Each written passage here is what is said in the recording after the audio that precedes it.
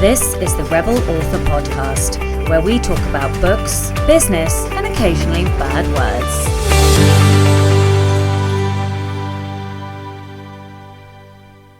My name is Sasha Black, young adult and non-fiction author, developmental editor, writing consultant, and occasional rebel.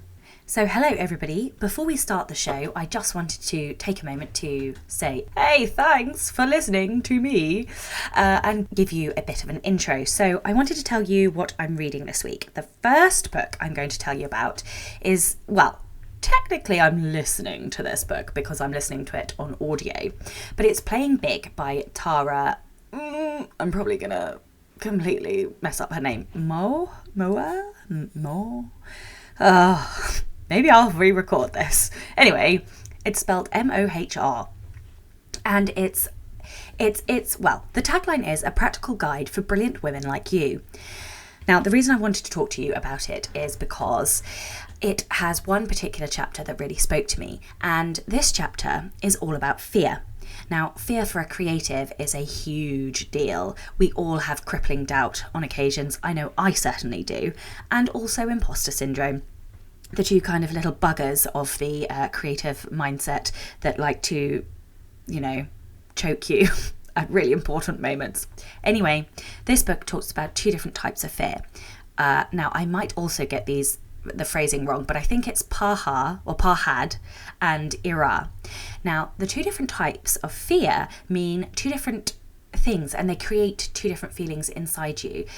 Pahad is that kind of terrifying, crippling fear when you're about to, throw yourself out of a building.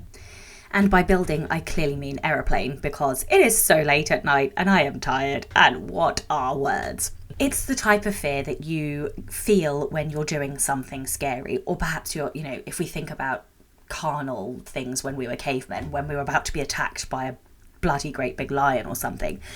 But the other type of fear is a type of fear that we should lean into. And now I think this one's called ira. I think that's how you pronounce it. But this is the type of fear that we feel when we are about to do something that will push us or develop us or help us to grow. Perhaps it's speaking in front of a load of people on stage, or perhaps it's that feeling you got the moment before you hit publish on your first book. Now that's a type of fear that helps us grow. It's the type of fear we should lean into.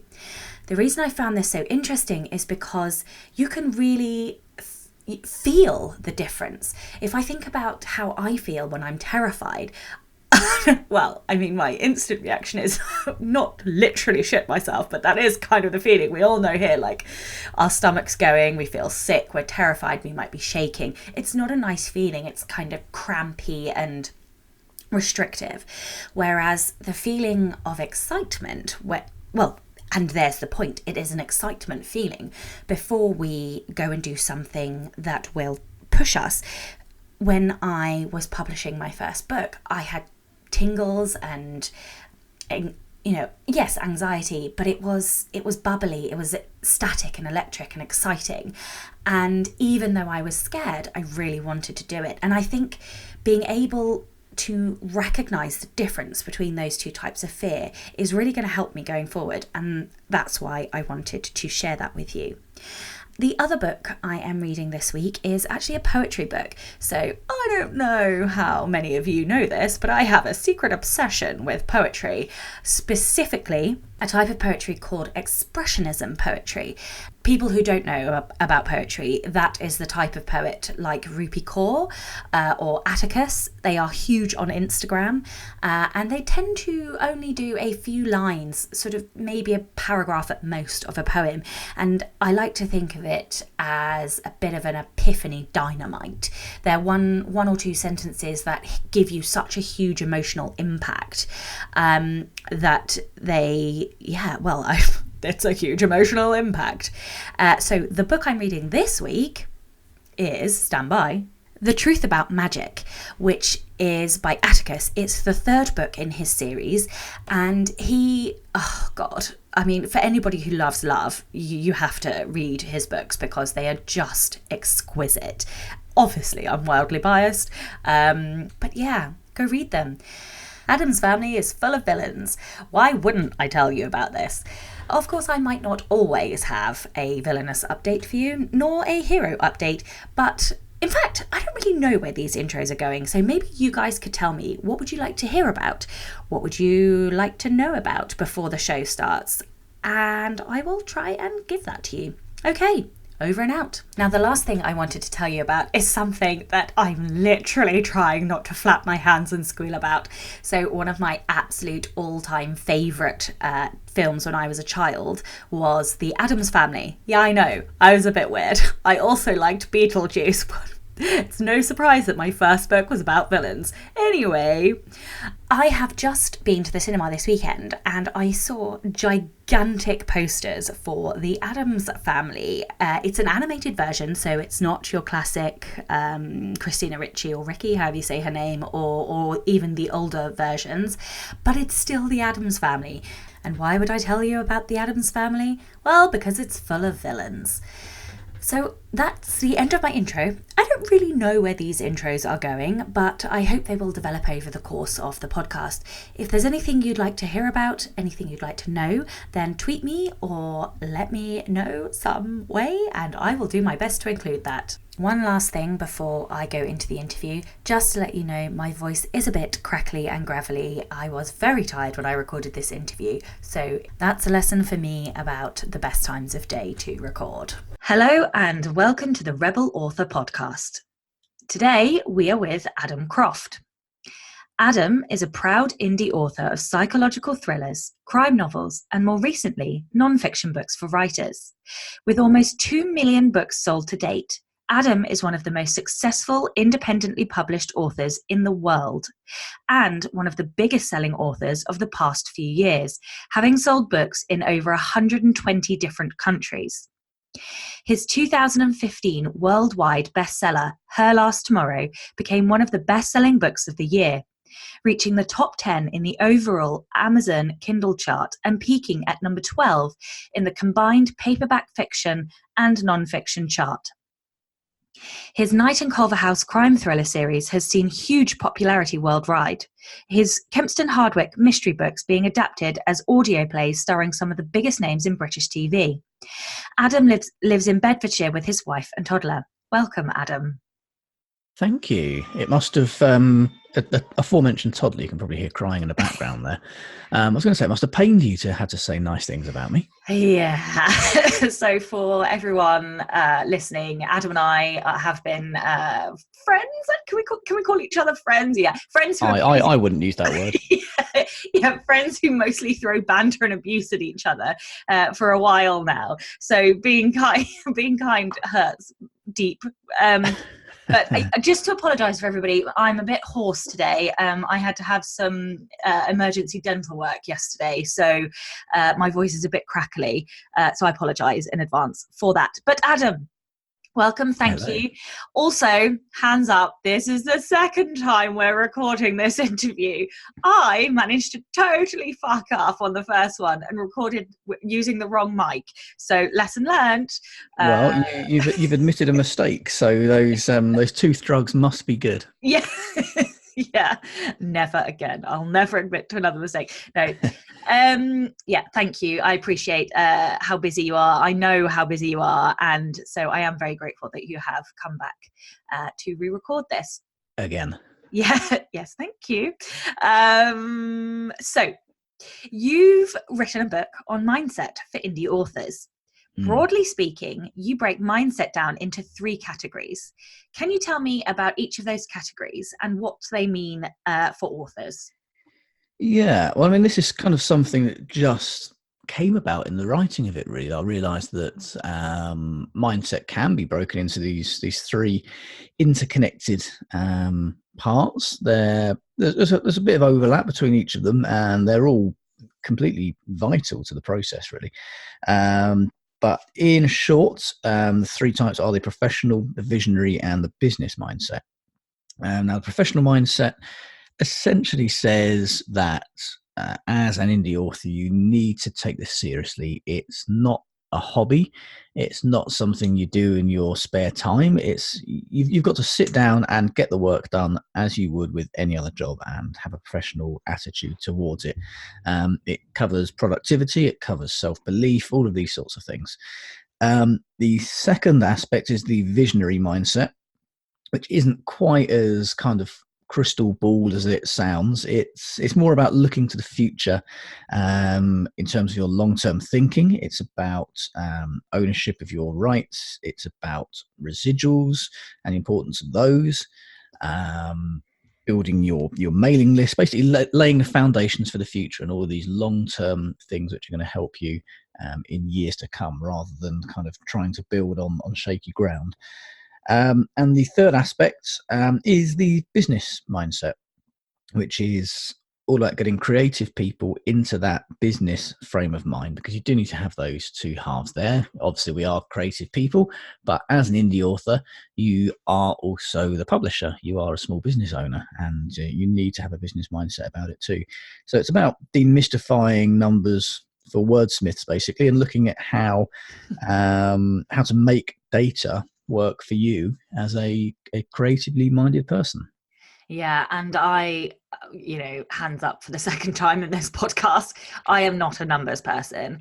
However, I appreciate how important data is for indies, because I think that's, one of the key things that separates somebody who's basically fanning around trying to do this, and but not seeing success, and somebody who sees success, because you cannot replicate good sales promotions unless you know what caused them, and you can't know that unless you look at the data and you analyze the data, and you are able to implement new strategies based on the results. So I completely agree. That's not to say I'm doing it well. It is much simpler than it sounds. I mean, we throw out words like strategy and implementation and data and things like that, but it doesn't need to be as confusing as it sounds. It is, as you say, just a case of saying, okay, on this date I did that and the result was this. It's seeing what happens as a result of actions that you take. It's about tracking your sales. Otherwise it's actually very difficult to see what's going on. You can get a kind of an overall impression, but without diving deep into the numbers, it's almost impossible to know what works and what doesn't. And in this industry, you need to be doing more of what does work and less of what doesn't work. And it's not even a case of just being able to ask somebody else what works and what doesn't, because more often than not, it's different for different people. Things that work for me don't work for others. Yeah, and even within your, you've got multiple genres, and the same things don't necessarily work across those different genres. Oh yeah, I'm well known for having a lot of success with Facebook ads, and that has worked very well for a couple of my psychological thrillers. For my crime books, Facebook ads don't work at all. I just end up throwing money down a well, and even for some of my other psychological thrillers, it doesn't work.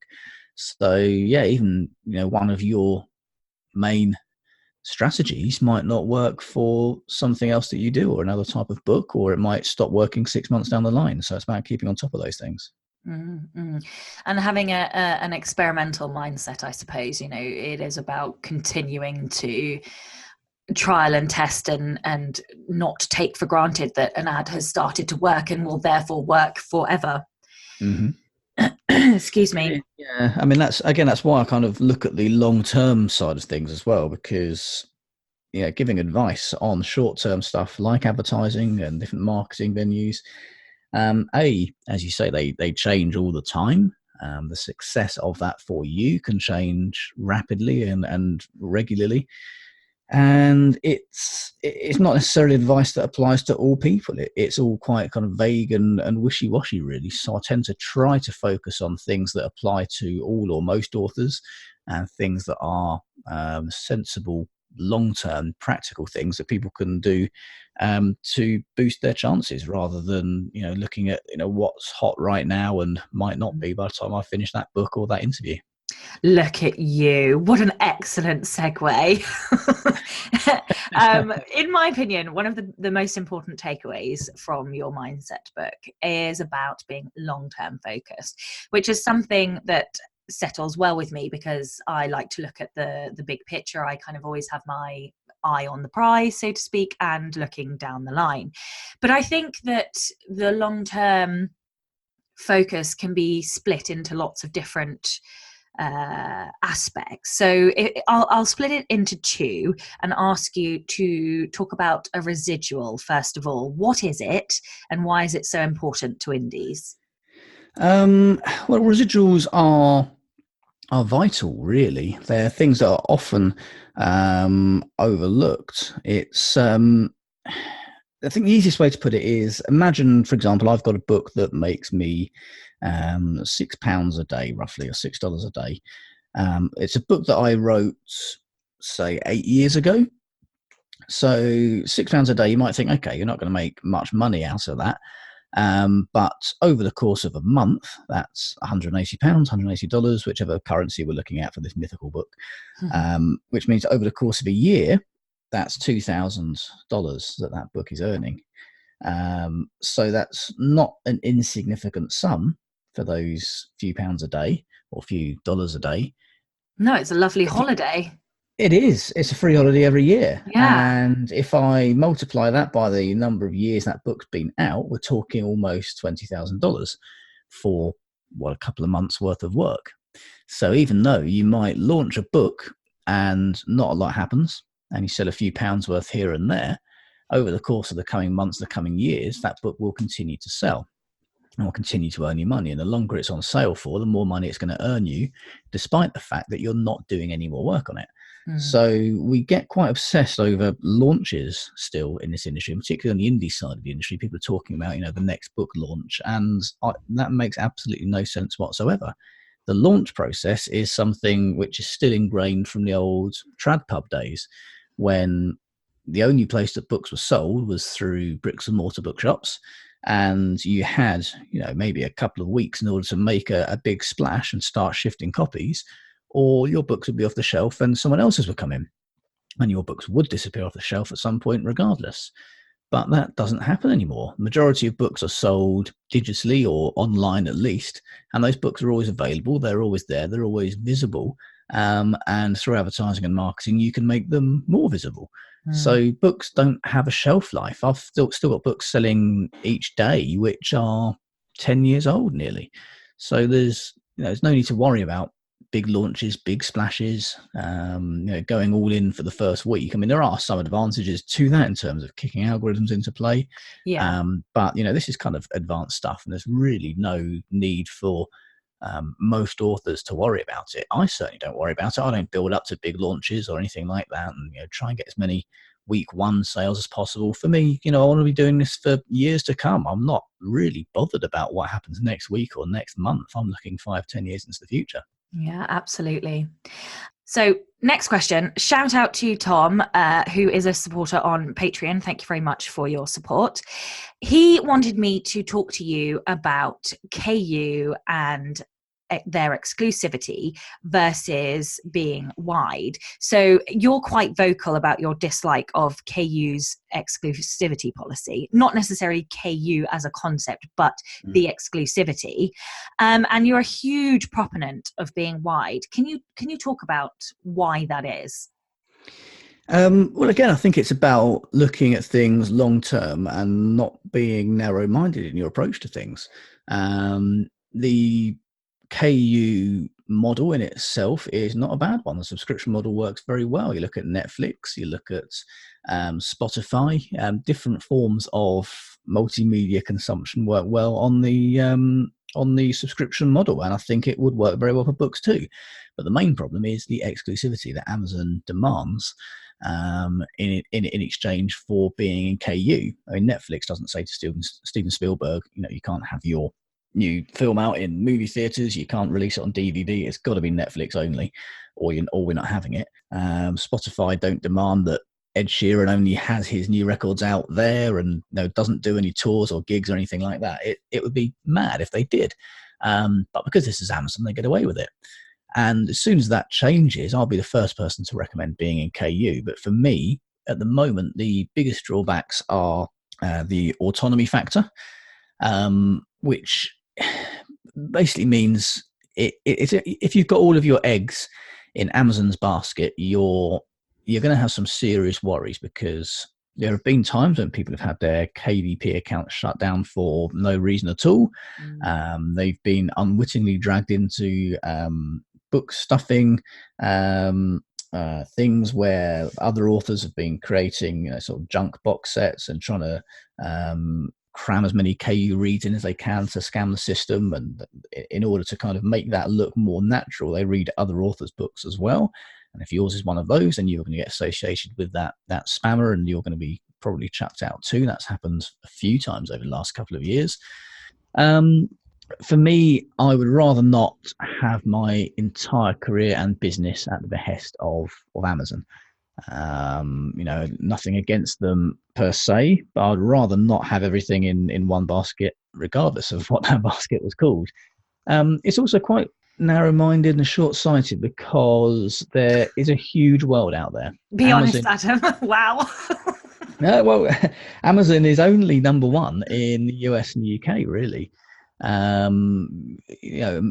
are 190 something countries in the world, so to focus only on two of them is pretty mad, really. You won't, if you're going all in with Amazon, you won't be selling any books on any of the other venues, because you won't be allowed to. On Kobo alone, I've sold books in more than 120 different countries, and that's in the English language only as well. So there's a big wide world out there. So to focus only on the US and the UK, means you're ignoring most of the rest of the world, which in most countries Amazon doesn't even have a presence, and you're potentially doing yourself out of a lot of sales there. There'll be millions of readers who will never see your books. Lots of people don't have Kindles. Lots of people don't shop at Amazon in Canada. Kobo is the biggest player. It's second in the UK. It's growing massively. Australia and South Africa and New Zealand.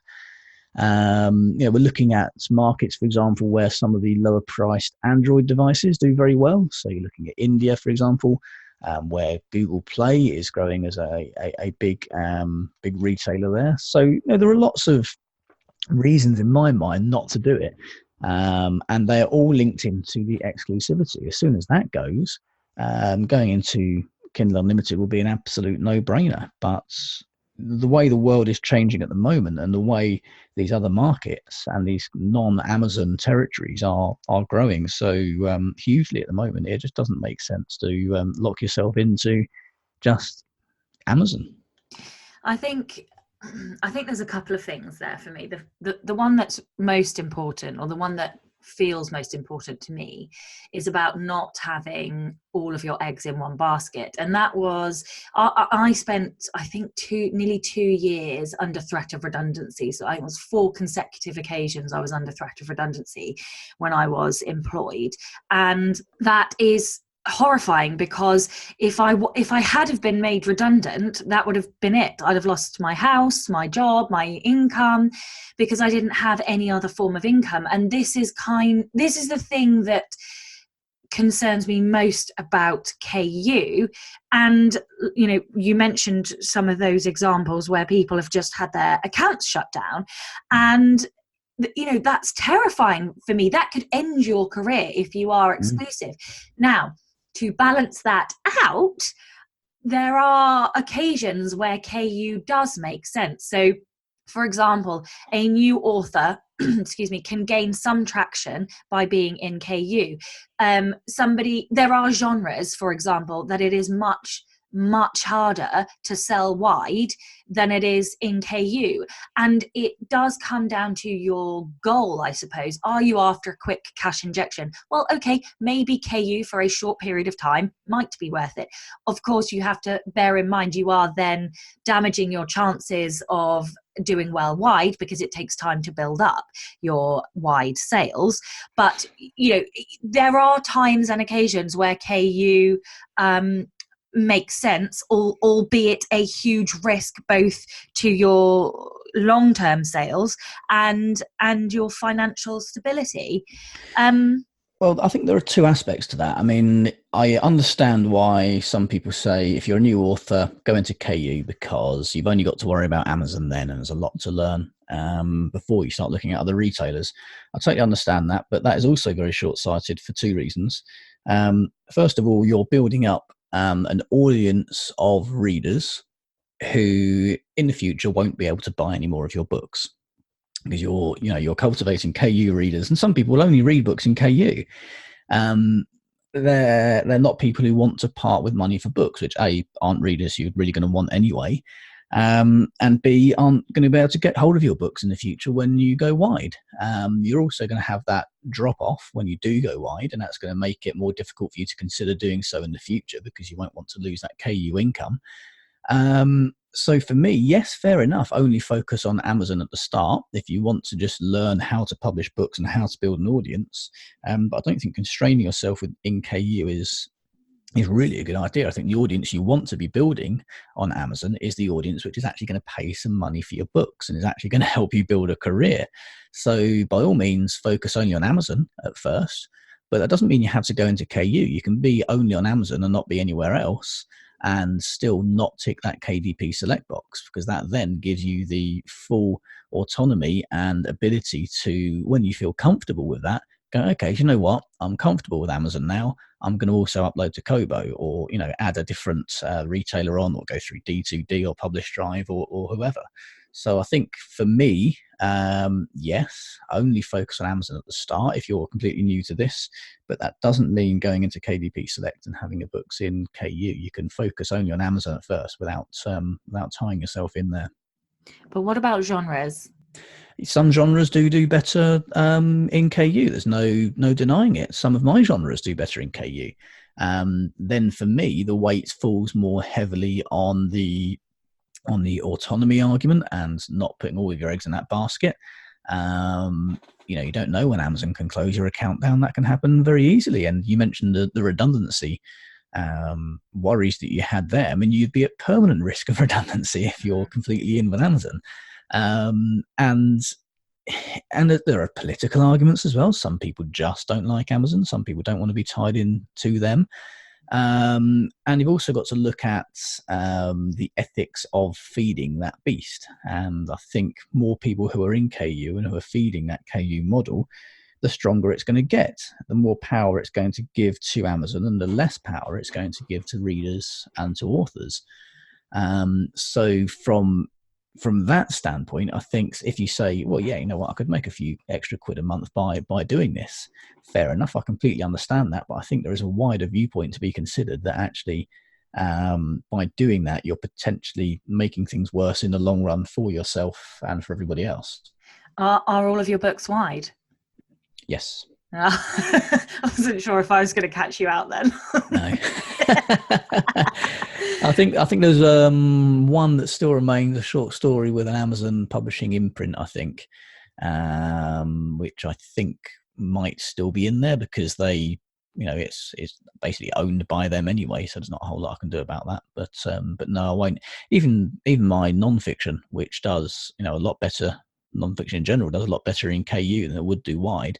I still have wide. It's that it's such a multi-pronged thing for me. There are many reasons not to do it, that when I look at it and go, yes, okay, maybe this book or this series could make more money in KU, there's still that long-term argument that actually it's not a good thing for the industry as it stands. So it's not something that I want to be a part of. I want I want this industry to be a big, wide, open one that anybody can enter, anybody can publish books, anybody can read, and for that to remain for years to come. I don't think having the industry owned by one company is going to be a good thing for anybody. That's not something that I morally feel comfortable being a part of.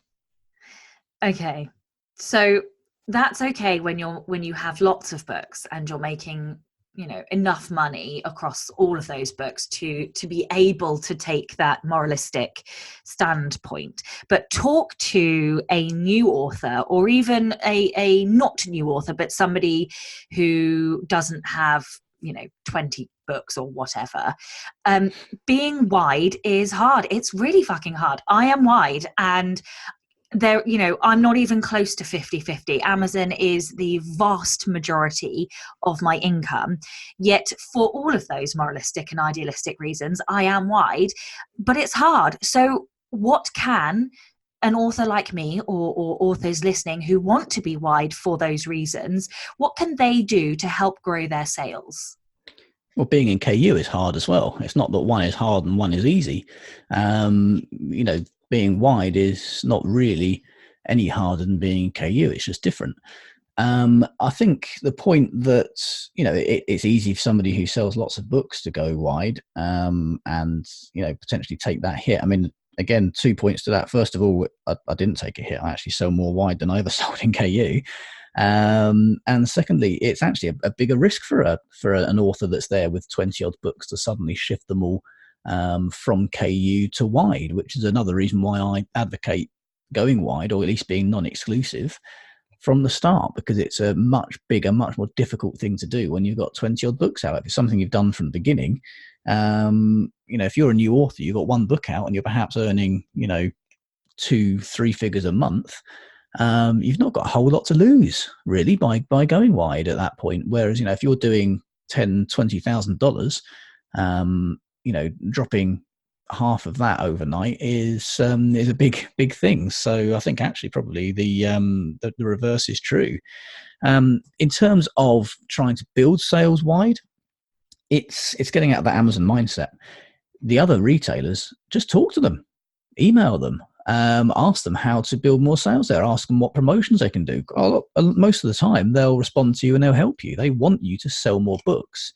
A lot of us are in this mindset of how Amazon has treated authors, which is, largely ignoring emails or sending templated responses, just directing you to the help pages. The other retailers aren't like that. There's a much more personable approach. You'll speak to an actual human being who will want to help you, who will want you to sell more books because it's in their best interest that you do. For Amazon, Kindle and ebooks that's a very small part of their business. It's not really something they're massively focused on. BookBub ads, for example, work a lot better if you're wide, mainly because everybody's chasing the Amazon traffic, which ends up becoming hugely expensive, and you can pick up quite a lot of cheap clicks and new readers on those other platforms using that. Kobo has its in-house promotions dashboard as well, which you can email them and ask them to unlock if you don't already have access to that.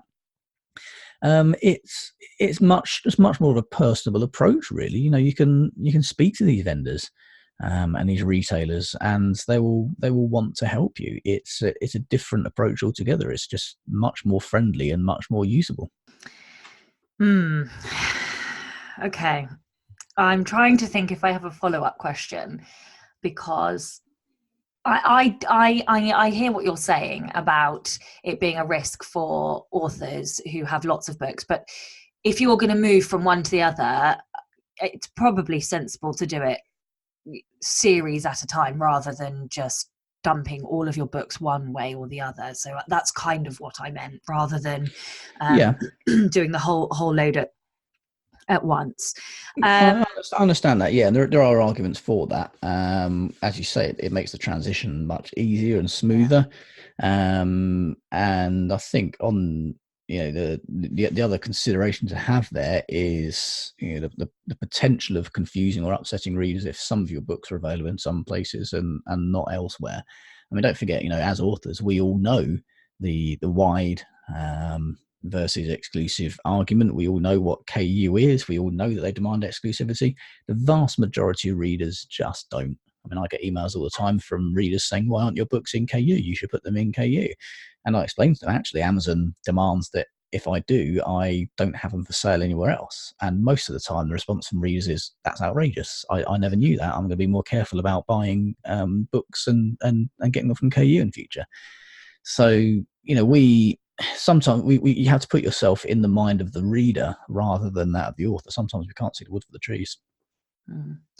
Just some other quick tips that I've picked up over the last few weeks. One is around using currency converters. So places like Canada and Australia, it's not about necessarily pricing your books identically in those regions. You can look at price sensitivity, so do some research on your retailers to look at what comparator novels are priced at, and then price them at a similar price range. And always remember to do your 0.99 or your 0.49, so that you don't have, £3.26 or something in some obscure country, because it's lazy and it looks lazy to readers. So that is one quick tip. Yeah, I was going to add on to that, actually, that this is actually another kind of small argument in favour of going wide, is that, the UK and the US are very price sensitive when it comes to books. And that is largely down to Amazon, which is, is a discount retailer and is on everything. It's the quickest, easiest and cheapest way of doing things. So that appeals there. In Canada, for example, their Kobo is bigger, and Canada has large amounts of French influence. And in France, books launch with a retail price, and it's actually illegal to discount those books. It has to be the same price everywhere, and those prices are normally higher. You can't discount books over there. So that kind of leaks over into Canada, and you can get away with pricing your books more expensively there and earning a higher royalty. And in Australia as well, because of its geography, most things are more expensive in Australia because you've got to get them there. And that applies to books too. So generally speaking, in those territories, the expectation is that books are more expensive. And just so happens as well, there are two territories where retailers like Kobo and Apple Books are really growing. Yeah. And if you are trying to work out how to do targeted country advertising, Facebook has the ability to target by country, as does, BookBub, you can target by retailer. So if you only want to target Kobo readers on BookBub, then you can do that. So there are ways and means of, getting very, precise. I can't. You can get very granular. Even more so than that, you can just target Kobo readers in Australia and Apple readers in India or Canada if you wanted to. You can be really quite specific and granular with it. And that's another thing that I love about BookBub ads. Okay. Business. Okay, let's go back to business. Yeah. Because we were getting too serious before, weren't we? Yeah, I know. God, I was like really ranting now. No, it's fine. No, I honestly, I agree with all of the things that you are saying. I suppose I have kind of a residual frustration because I find the wide marketing really hard. I do sell more on Amazon than I do wide, and I am trying very hard to sell wide, but it takes a lot of time, and I am not the world's most patient person. No, well, yeah, I mean, as I say, being in KU is hard. It's not a case that you go into KU and you're going to sell loads of books. You've still got to do the marketing. There is more to do, but I think, as with most things in business and in life, I think the harder things do have the higher potential rewards, and I think. So what you're saying is, suck it up, princess. That is exactly what I'm saying. Yeah, cheers, mate. Okay, let's move on. Back to business. Talk to a new author, or even to yourself before you started. What do you wish you'd known, or what do you think are a couple of really key things that new authors can do to set their businesses up for success in the long term? I think don't be afraid of making mistakes. You don't need to be successful with everything. You don't need to get everything right. Even getting it right 10% of the time can lead you to some pretty big successes. So don't be afraid to experiment. Don't be afraid to get things wrong. Find out what works for you and what doesn't. Not everything has to be perfect from the start. You can go back and you can change things. Even once a book is out, you can go back and edit and republish and what have you. So don't worry too much about stressing and getting things right from the start. I think be yourself, build a bit of a brand about you. Nothing kind of deliberate or fabricated, but I think just being yourself and talking as you to your readers is something that they will really like as well. I think it's just a case of kind of getting organized as well, and realizing that you are running a small business, realizing that you are going to have to try and make some money from this. I think being realistic about that as well. There are a lot of authors who kind of pop up in Facebook groups and forums and what have you and say, well, I can't afford to spend, a few $100s on a cover or an editor. I need to be making some money out of this. And the fact is that you are going to have to spend some money to earn some money. You're running a business. If you opened a shoe shop, you wouldn't be able to open that by having painted the sign on the front of the shop yourself, by having built all of the racking and everything. You are going to have to pay for some advertising. You're going to have to get a shop fitter to set the shop up for you. You have to rely on the professionals to do things that they do best, because if you try doing it all yourself or try cutting corners and doing it cheaply, that shop is going to look pretty shit and no one's going to go in there to buy their shoes. Same kind of goes for your books as well. There are a lot of cheap self-published books out there which look like people have done the covers themselves. They're not edited properly, and put yourself in the reader's shoes. Are you going to buy that one, or are you going to buy the next Stephen King? Try and get a quality product out there, except that yes, it's going to take some investment. Yes, you're going to have to spend some money, and yes, you're going to have some pride in what you do. I know people will say, oh, it's very easy for you to say that because you've got some money, but it's something that I've always done from the start, right from my very first book coming out, when I had less than no money. I had about minus £25,000 at that point. I still knew that I had to have a product which was comparable to what the big traditional publishers were putting out. And if we wanted our model to replace what was already there, then we had to at least be equal to them, if not better, because otherwise, why would anybody bother coming over and reading the indie books?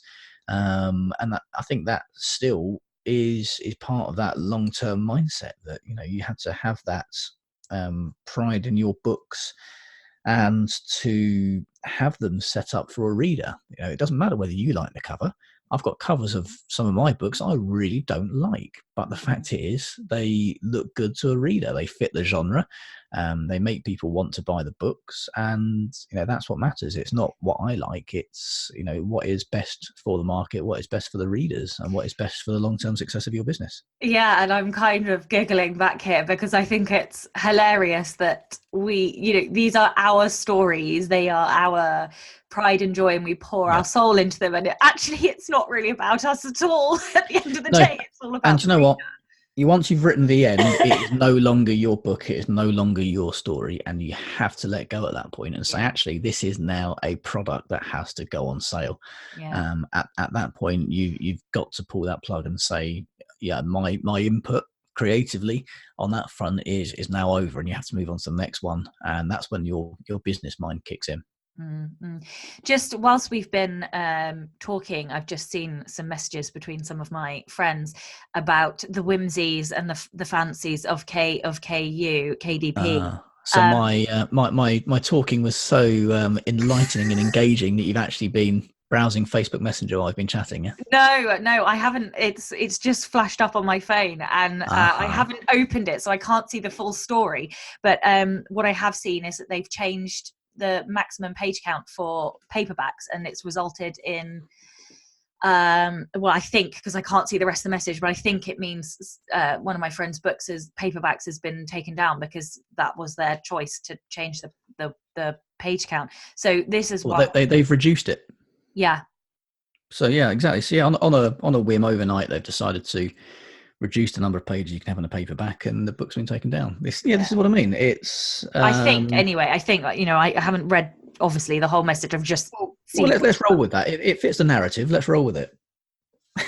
Yeah. Okay. Fine. Fuck it. It works for us.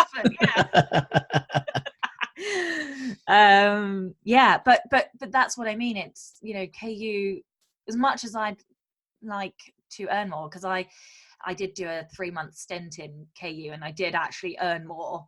I don't want something to be dictated to particularly. Mm.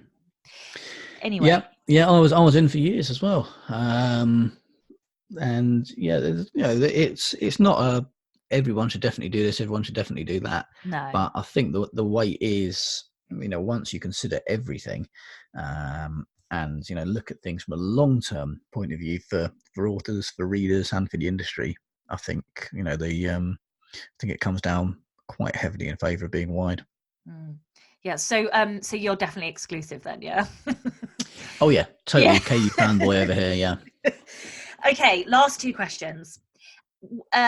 Let's go back to and be really cyclical and close that circle. Mindset. What do you say to authors who are in a funk or struggling with their mindset? What would you say to them?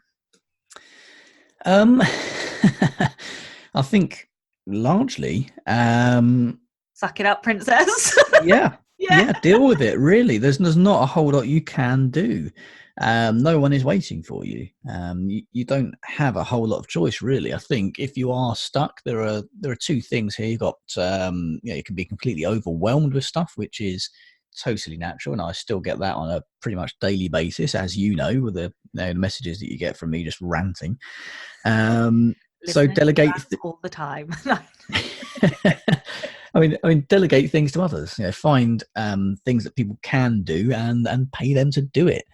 In the long run, you're going to be far better off because you're going to have more time to spend writing. You're going to be able to put better books out there and more quickly, and you're going to be able to earn more money from them. So, feel free to delegate things and don't try doing it all yourself. This is why I don't like calling it self-publishing, because you can't do it all yourself, and you shouldn't do it all yourself. You should be independent of publishers, but you shouldn't be doing it yourself. So I really don't like that word, self-publishing. Ask for help and prioritize. Don't waste time on irrelevant stuff. Don't worry about building your Twitter following or thinking, oh, should I do some blogging? I mean, yes, all these things do help. I'm not saying that nobody should do them. I'm just saying, you are a writer, write some fucking books. Get in touch with your mailing list, build your fan base that way, and engage the readers that you've got. Prioritize and realize what are the most important things, and don't just try doing everything. Content is king. It is, queen, yeah. Queen. It is, but the most important content is more books, because that's what you do. You're not a blogger who writes books; you're an author who blogs. So getting the books done is, I mean, that's the only thing that's guaranteed to make some money as well. I mean, all authors of whatever size and platform have got readers. Whether that is 100,000 people on your mailing list or whether that's your mum and your Uncle Jim, you've still got readers. So putting a new book out is guaranteed to at least sell a copy to your Uncle Jim. You're going to make 2 or 3 quid at the very least. It's going to be some money. Whereas, doing other things, focusing on paid advertising, you've got the potential to lose money there as well. The only kind of guarantee that's going to move you forward and build your back catalogue and build your career is putting more books out there, and you can worry about the rest of it afterwards. And I think don't be afraid to take a break either. You can sit there bashing your head off a desk and stressing over things and working at kind of 20% of your mental capacity, but go for a walk, take a break for half an hour or an hour, and you might come back with 80-90% of your mental capacity, and you'd be much more calmed down and able to do a hell of a lot more work for the rest of the day. So that being refreshed will give you a higher productivity level in the long run. Yeah, I think so many of us, me included, do not do the self-care thing. And it is ultimately, in the long run, more detrimental because you end up either broken, burnt out, or like buggered, basically. And then you end up having to have a longer break because you're having to repair yourself. So definitely on the and there's no rush. self-care. There's no rush. You don't need to worry about getting all these things done now. It's this industry is going nowhere. People have been reading books for years. If things take a week or 2 longer, then in the long run that really doesn't matter. So you don't need to bust a bollock for a launch or anything like that. Just a singular bollock, though. I've seen people try to bust 2 as well, and that is painful. Oh, delightful. Right. This is the Rebel Author Podcast. So tell me about a time you unleashed your inner rebel. To be honest with you, I think, even though it might sound like a bit of a cop out, and now I've just given you that branch, you're totally going to call it a cop out. Yeah. I, I was going to I do that think, anyway. No. I think, being an indie author is a fairly rebellious thing to do anyway. It always has been seen as that, I guess. Even kind of a couple of centuries ago, people were still independently publishing their works, and it was always seen as a different way of doing things and challenging an industry which has remained the same for centuries. I mean, the two biggest things that have happened in the publishing history's um, entire history is, since the introduction of the Gutenberg press, is the launch of paperbacks. There's, up until ebooks and indie publishing came along, they were just quite happily plodding along, doing the same things they'd always done. And I think coming along and shaking things up and coming in with a fresh pair of eyes and saying, actually, what's best for the industry, what's best for readers, what's best for authors, not just what's best for all of the middlemen in the middle who, quite happily take a cut for not doing very much, but what is best for everybody overall, and where are we going with things? I think it is an industry that needed shaking up. I think it needed some rebellion. I think now that the indie publishing industry is, somewhere around a decade old in its current digital form, I think there are things again that need shaking up. So the whole KU wide exclusivity thing that's going on, there are some sectors of this industry now that are starting to feel a bit stale, and things are moving on and new innovation is coming in all the time. So I think even now, 10 years on, it does still feel quite rebellious to be an indie author. Total cop out. No. I'm joking. Well, I'm joking. yeah. Yeah, that's all I'm getting. No. What do you expect at this time of the morning? Yeah, I am definitely insufficiently caffeinated. That is for sure. Okay, tell listeners where they can find out more about you, your Facebook group, and importantly, your courses as well. We didn't mention those. Yeah, well, the brand that I do things under is the Indie Author Mindset. So there's an Indie Author Mindset Facebook group, which has, I think, 1,500-ish people in there, all offering free help and advice to each other. There's indie authors of all levels, really, from, people who haven't, launched one of their books yet, or still writing their first one, right up to the likes of, Mark Dawson. All in there, all helping and offering advice to each other. There's the website, indieauthormindset.com. I have some mini courses on there too, on specific aspects of being an indie author, and on marketing and advertising and building your career, rather than having a kind of a big overarching course which costs hundreds or thousands of dollars. These are kind of 1 or 2 hour crash course modules. Again, not something to try saying at this time of the morning, which are which are generally kind of $20, $30, $50 just to for very specific things that you're looking to learn at that point in time, so you're not kind of overwhelmed with too much information. You can take things step by step. I have taken a couple of them, and much as it pains me to say yet another nice thing, they are actually really good. So I will make sure that the links are in the show notes. Good. Thank you. It was worth doing this after all. Grumble. What about your podcast? Yes, that's for fans of crime fiction, although we don't actually talk about crime fiction all that much. I present it with a friend of mine, Robert Dawes, who's another best-selling crime writer, and if you're British, you probably recognise him off the telly as well. He lives just around the corner from me, and we get together once a week and we talk a little bit about crime books that we've been reading and TV shows we've been watching, and for the rest of the episode just talk absolute bollocks. But it's called Partners in Crime, and it's on all the usual places: iTunes, Stitcher, Google Play, or the website is partnersincrime.online. Perfect. Well, if you would like to support the show, you can do that and get all of the episodes early on Patreon. So that is www.patreon.com/Sasha Black.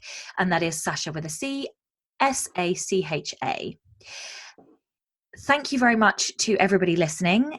Thank you very much, Adam, for your time. I really appreciate your second interview with me. I'm Sasha Black. You were listening to Adam Croft, and this was the Rebel Author Podcast. Next time, I'll be talking to Dan Wilcox all about co-writing. So don't forget to tune in, subscribe on your podcatcher, and when you have a moment, please leave a review.